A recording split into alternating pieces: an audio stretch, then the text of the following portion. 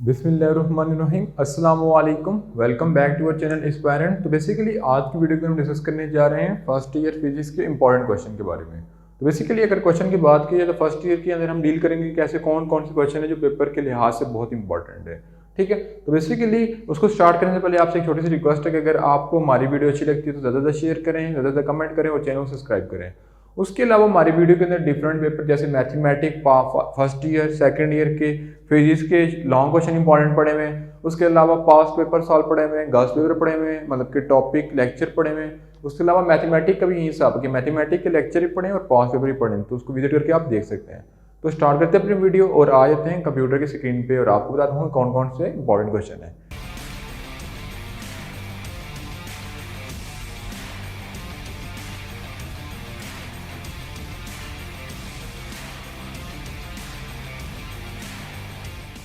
तो अगर चैप्टर को स्टार्ट करिए, हमारे पास फर्स्ट टॉपिक है रेस्ट एंड मोशन। ये इतना इंपॉर्टेंट नहीं है, ठीक है। उसके बाद velocity, average velocity, instantaneous velocity, acceleration, instantaneous acceleration, average acceleration, positive acceleration, negative acceleration, ये चीज़ें आपने पहले पढ़ी हुई हैं, इतनी इंपॉर्टेंट नहीं है, ठीक है। तो अब जो डिस्टेंस टाइम ग्राफ है इसको आपने पूरे पेज को पढ़ लेना है। इसके अंदर से एक ऑब्जेक्टिव आता है, ठीक है, इसके अंदर से, और एक आगे ग्राफ होगा ये वाला, इसके अंदर से एक ऑब्जेक्टिव मास्ट आता है, तो इसको आपने अच्छे तरीके से पढ़ लेना है, ठीक है। उसके बाद फर्दर मूव करते हैं नेक्स्ट टॉपिक की तरफ, ठीक है। तो उसके बाद जो नेक्स्ट टॉपिक हमारे पास आता है वो है equation of uniform accelerated motion, जिसमें ये भी इतना इंपॉर्टेंट नहीं है, जिसमें इक्वेशन ऑफ मोशन लिखी हुई है जिनकी रिस्पेक्ट से हम क्वेश्चन को हल करते हैं, लेकिन ये हमें इक्वेशन आनी चाहिए क्योंकि हम पहले पढ़ चुके हैं। उसके बाद अगर हम मूव करें तो न्यूटन के लॉ हम पहले कर चुके हैं, तो ये भी इतनी इंपॉर्टेंट नहीं है, ठीक है। फिर अगर फर्दर मूव करें, ठीक है, तो इसमें आगे लीनियर मोमेंटम, तो यहाँ पे ये जो क्वेश्चन आते हैं ना लीनियर मोमेंटम, लीनियर मोमेंटम का आता है कि relationship of linear momentum with second law of Newton, या relationship of linear momentum with जो है फोर्स, या rate of change of momentum, वो किसी को होता है। तो ये चीज़ आपको आनी चाहिए। तो बेसिकली ये जो क्वेश्चन है Newton second law and linear momentum, ये बहुत ही इंपॉर्टेंट है, जिसके लिए इक्वेशन बन जाएगी F is equal to del P divided by del T. ये बहुत इंपॉर्टेंट टॉपिक है, ये आपको आना चाहिए, ठीक है। फोर्स एंड लीनियर मोमेंटम के दरमियान रिलेशनशिप पूछी जाए तो वो भी आपको आना चाहिए। तो बेसिकली जिसमें ये चीज़ है ये बहुत इंपॉर्टेंट है, ये आपने मास्ट कर लेनी है क्योंकि ये शॉर्ट क्वेश्चन के अंदर बहुत बार आई हुई है, ठीक है। फिर आपको इम्पल्स वाला भी आना चाहिए, ठीक है। उसके बाद अगर फर्दर मूव करें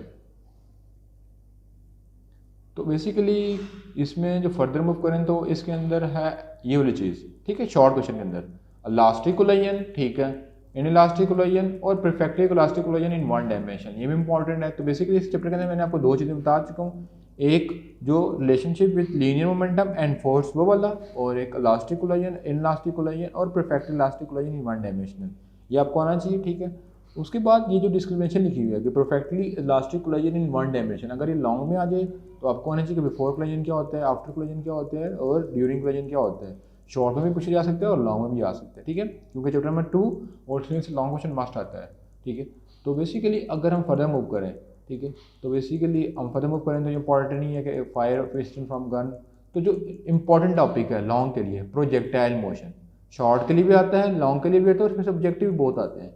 तो प्रोजेक्टाइल मोशन एक इंपॉर्टेंट टॉपिक है, इसको आपने मस्ट कवर कर लेना है, ठीक है। उसके बाद फर्दर आगे मूव करते हैं। तो बेसिकली प्रोजेक्टाइल मोशन के आगे डिफरेंट टाइप हैं, जैसे हमारे पास आ रहा है कि आइडियल प्रोजेक्टाइल मोशन में हमारे पास आ जाता है वेलोसिटी, ठीक है, वेलोसिटी निकालना आ जाती है। उसके बाद रेंज निकालना आना चाहिए, टाइम ऑफ फ्लाइट, हाइट निकालना आनी चाहिए, टाइम ऑफ फ्लाइट का फॉर्मूला आपको ध्यान में होना चाहिए, ठीक है। उसके बाद रेंज निकालनी चाहिए। उसके बाद क्वेश्चन आता है कि क्वेश्चन किस तरह आता है कि आप हमसे क्वेश्चन पूछ जाते हैं कि मैक्सिमम रेंज कब होगी जब हम एंगल कितना पुट करेंगे। ऑब्जेक्टिव में पूछा जाए तो हमारे पास डिफरेंट वैल्यू लिखेंगे, theta is equal to 0, theta is equal to 90 degree, theta is equal to 45 degree. तो जिसका राइट ऑप्शन है वो theta is equal to 45 degree बनता है, ठीक है, क्योंकि हमारे पास साइन 90 पे मैक्सिमम होगा तो हमारे पास जो है वो रेंज का फॉर्मूला क्या होता है कि वी नॉट का square equal to sine 2 Q. Basically जब हम क्यू पुट करेंगे यानी थीटा पुट करेंगे 45, तो ये मल्टीप्लाई हो जाएगा, कितना हो जाएगा 90। जब 90 हो जाएगा तो हम पुट करेंगे तो बेसिकली हमारे पास जो है वो मैक्सिमम रेंज आ जाएगी। तो आपसे पूछ जाए कि रेंज मैक्सिमम कब होती है जब थीटा 45 होता है, और मिनिमम कब होती है जब थीटा 0 डिग्री होता है। इसके अलावा अगर आपसे पूछ जाए कि टाइम ऑफ फ्लाइट का मैक्सिमम होगी जब थीटा 90 डिग्री होगा, और मिनिमम कब होगा जब 0 डिग्री होगा। उसके अलावा अगर हाइट का पूछा जाए तो उसके लिए भी सही मतलब कि सेम सिचुएशन है। उसके बाद टाइम ऑफ फ्लाइट रेंज निकालने के बाद हमें पता होना चाहिए कि रेंज क्या होती है। तो बेसिकली रेंज दो टॉपिक के दरमियान डिस्टेंस को बोला जाता है। बेसिकली अगर मैं यूँ डायग्राम ड्रा कर लूँ एक और, ठीक है, जो ऐसे अगर आपको डायग्राम में नजर आ रही है वीडियो में, तो बेसिकली यहाँ से लेके यहाँ तक डिस्टेंस सेम है और इस वाली वेव का और इस वाली वेव का डिस्टेंस सेम है, तो इसको बोला जाता है range. Range mean horizontal distance, not a vertical. अगर वर्टिकल देखा जाए तो इसका डिस्टेंस कम है, इसका ज़्यादा है, ठीक है। तो ये चीज़ आपको आनी चाहिए। उसके बाद ये वाला जो टॉपिक है ना, ये वाला, ये इंपॉर्टेंट है, ये मस्ट आपने कर लेना है। Do you know, point two point है, ठीक है, ये काफ़ी बार पेपर में है, ठीक है। उसके अलावा रेंज के रिलेटेड जितने भी एग्जाम्पल हैं, न्यूमेरिकल एग्जाम्पल, वो आपने कवर कर लेना है, ठीक है। तो बेसिकली ये चैप्टर नंबर 3 का ओवरव्यू की बात की जाए कि क्या क्या चीज़ आपको मैंने बताई है। तो चैप्टर नंबर 3 के अंदर हमने सबसे पहले डिस्कस की चीज़ कि आपको पता होना चाहिए कि फोर्स और मोमेंटम के दरमियान रिलेशनशिप क्या है, वो आपको आना चाहिए। उसके बाद जो नेक्स्ट चीज़ बताई है मैंने, कोलाइजन, इनलास्टिक कोलाइजन और कोलाइजन इन वन डायमेंशन, वो आपको आना चाहिए, ठीक है। उसके बाद जो नेक्स्ट चीज़ है कि हम प्रोजेक्टाइल मोशन भी आए थे। प्रोजेक्टाइल मोशन के बारे में आपको बताना चाहिए कि टाइम ऑफ फ्लाइट क्या होता है, ट्राइजेक्ट्री क्या होती है, रेंज क्या होती है, रेंज मैक्सिमम कहाँ होती है, टाइम ऑफ फ्लाइट कहाँ मैक्सिमम होती है, रेंज में कौन सी इक्वेशन मोशन यूज़ करते हैं, ये सारी चीज़ें आपको क्लियर होनी चाहिए, ठीक है। यानी प्रोजेक्टाइल मोशन वाला पूरा का पूरा टॉपिक कवर करना है। उसके अलावा मैंने आपको बताया कि प्रोजेक्टाइल मोशन के जो टॉपिक हैं, जैसे कोई न्यूमेरिकल गिवन उसमें आपने रेंज फाइंड करनी है, टाइम ऑफ फ्लाइट फाइंड करनी है, वो आपको आना चाहिए, ठीक है। उसके बाद अगर हम मूव करें हैं कॉन्सेप्चुअल क्वेश्चन के अंदर, तो कॉन्सेप्चुअल क्वेश्चन इस चैप्टर के बहुत इंपॉर्टेंट है। तो इस एक्सरसाइज के सारे अपने कॉन्सेप्चुअल क्वेश्चन कर लेने हैं। जैसे ये बहुत बार आया कि why we can hit a longer six in cricket ball rather than if we toss a ball for our self, ठीक है। मीन के क्वेश्चन को आपको समझा दूँ कि एक बॉल को हम खुद ऊपर थ्रो करके सिक्स मारें तो वो इतना दूर नहीं जाता, लेकिन एक बॉलर जब बॉल करा लेता है तो वो बहुत दूर जाता है। तो ये आपने लाजमी कर लेना, ठीक है, क्योंकि इससे क्वेश्चन आपसे पूछे जा सकते हैं। जैसे अगर इस क्वेश्चन की बात की जाए कि what is angle for which maximum height reach corresponding range are equal, तो बेसिकली हमने बात की थी कि theta is equal to 45 degree. तो इससे क्वेश्चन पेपर में आते हैं, ठीक है। तो बेसिकली इस एक्सरसाइज के जितने भी कॉन्सेप्चुअल क्वेश्चन उसको आपने कवर कर लेना है। उसके बाद अगर हम न्यूमेरिकल की बात की तो मैंने कहा कि टाइम ऑफ फ्लाइट, ठीक है, टाइम ऑफ फ्लाइट, रेंज के रिलेटेड जितनी भी time of flight, range, height of flight और वेलोसिटी ऑफ फ्लाइट के रिलेटेड जितने भी न्यूमेरिकल आपने कवर कर लेना है। जैसे इसमें हाइट फाइंड की हुई है, ठीक है, इसमें टाइम फाइंड किया होता है, जितने भी न्यूमेरिकल इसके रिलेटेड है वो आपने कवर कर लेने हैं। क्योंकि अगर चैप्टर नंबर 2 की बात की जाए तो चैप्टर नंबर 2 में से लॉन्ग क्वेश्चन आता है या चैप्टर नंबर 3 में से लॉन्ग क्वेश्चन आता है। तो अगर चैप्टर नंबर 3 की बात की जैसे प्रोजेक्टाइल मोशन, 2 में से डॉट क्रॉस प्रोडक्ट और कैरेक्टरिस्टिक ऑफ रेक्टेंगुलर कंपोनेंट वो आते हैं, ठीक है। और उसके न्यूमेरिकल, इस तरह प्रोजेक्टाइल मोशन और उसके न्यूमेरिकल और elastic collision in one dimension, ये क्वेश्चन इसमें से इंपॉर्टेंट लॉन्ग के लिए बनते हैं। बाकी शॉर्ट के लिए मैंने आपको बता दी कि क्या क्या सिनेरियो हैं, क्या क्या शॉर्ट क्वेश्चन एक्सरसाइज से बन सकते हैं और क्या क्या कॉन्सेप्चुअल बन सकते हैं। तो अगर एक्सरसाइज की बात की जा सकते हैं, 2 शॉर्ट क्वेश्चन बन सकते हैं। एक पहला था फोर्स और उसके दरमियान रिलेशनशिप और elastic collision in one dimension. और बेसिकली शॉर्ट क्वेश्चन में आ जाते हैं कि रेंज फाइंड करो, टाइम फाइंड करो। तो इसमें शॉर्ट क्वेश्चन ये आ गया और जितने कॉन्सेप्चुअल क्वेश्चन वो आपने कवर कर लेने हैं। उसके बाद अगर मूव करें नेक्स्ट चैप्टर की तरफ तो वो है वर्क एंड एनर्जी के बारे में, ठीक है। तो वर्क एंड एनर्जी में देखते हैं कि अगर टॉपिक इंपॉर्टेंट है तो तरतीब में चलते हैं। तो पहला टॉपिक इंपॉर्टेंट नहीं है, ठीक है। तो पहले टॉपिक में बेसिकली आपने ये कर लेना है कि वर्क मैक्सिमम कहाँ होता है। तो वर्क के लिए डॉट प्रोडक्ट है तो कॉस थीटा आ रहा होता है। तो कॉस थीटा मैक्सिमम होता है जब पैरेलल होगा, मिनिमम होगा जब परपेंडिकुलर होगा, ठीक है। उसके बाद अगर हम मूव करें फर्दर, ठीक है, तो work done by constant force और वेरिएबल फोर्स के दरमियान डिफरेंस आ सकता है। तो इसको भी आपने कवर कर लेना है, ठीक है। फिर उसके बाद अगर हम मूव करें तो work done by constant force के आगे डेरिवेशन है, work done by variable force का। तो ये इंपॉर्टेंट है with respect to long question. तो इसको आपने कवर करना है with respect to long question, ठीक है। तो उसके बाद अगर हम फर्दर मूव करें तो work done in gravitation field, ये भी इंपॉर्टेंट है for in the respect of long question. तो इसको भी आपने कवर कर लेना है, ठीक है। फिर पावर वाला टॉपिक इतना इंपॉर्टेंट नहीं है। पावर का सिंपल आपको फार्मूला आना चाहिए, ठीक है। और पावर का फार्मूला का आपको पावर फार्मूला जो आता है ना, तो जो फार्मूला है उसकी आपको डेफिनेशन आनी चाहिए। और जो ये नीचे में चीज़ यहाँ पे स्टॉप की है कि in British engineering the unit of power is called horse power. अब ये आपको बताना चाहिए कि 1 HP किसके बोला जाता है। तो काफ़ी बार मैंने देखा है कि MCQs में पूछ जाते हैं कि 1 HP इज इक्वल टू, तो वहाँ पे बच्चे कंफ्यूज हो जाते हैं। तो ये आपकी बुक में लिखा हुआ है कि 1 HP कितने के इक्वल होता है, 746 वाट के इक्वल होता है। तो ये चीज़ आपके जहन में होनी चाहिए, ठीक है। तो अगर आपसे पूछ जाए कि पावर का यूनिट क्या है तो वो वाट होता है, SI यूनिट, ठीक है। लेकिन HP भी उसका एक यूनिट है। जैसे माइक्रो, मिली, नैनो कन्वर्ट करते हैं, उसका एक फर्दर यूनिट है, ठीक है। जैसे मैस को टन भी होता है तो ग्राम भी होता है और किलोग्राम भी, जिस तरह से एक यूनिट है, ठीक है।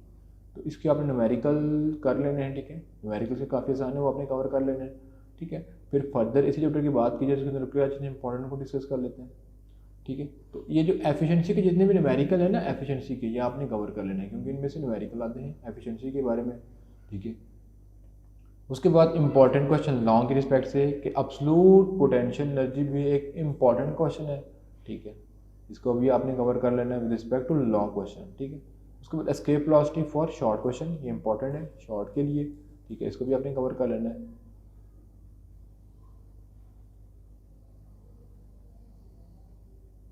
उसके बाद अगर मूव करें फर्दर,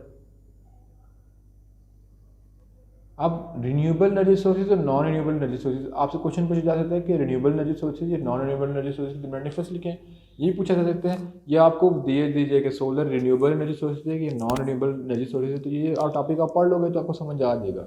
जैसे कि बहुत आसान है कि नॉन रिन्यूएबल एनर्जी सोर्सेज में कोयल है, फॉसिल फ्यूल ETC है, और रिन्यूएबल एनर्जी सोर्सेज में हमारे पास बेसिकली ये 3-4 नॉन रिन्यूएबल एनर्जी सोर्सेज लिखे हुए हैं, कोयल, oil and natural gas.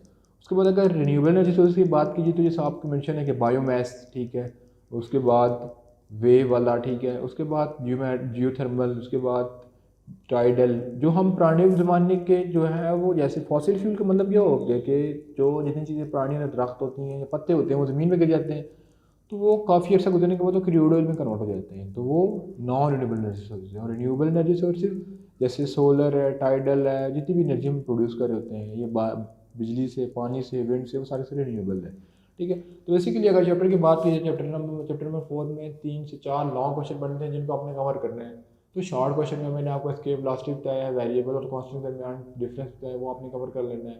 Work done कहाँ मैक्सिमम कहाँ मिनिमम होता है वो आपको कवर कर लेना है। तो इसके अंदर से ऑब्जेक्टिव जो है बड़ा ट्रिकी बनता है, तो जो चीज़ें आपको मैंने बताई हैं वो कवर कर रहोगे तो इंशाल्लाह आपका ऑब्जेक्टिव भी कवर हो जाएगा, ठीक है।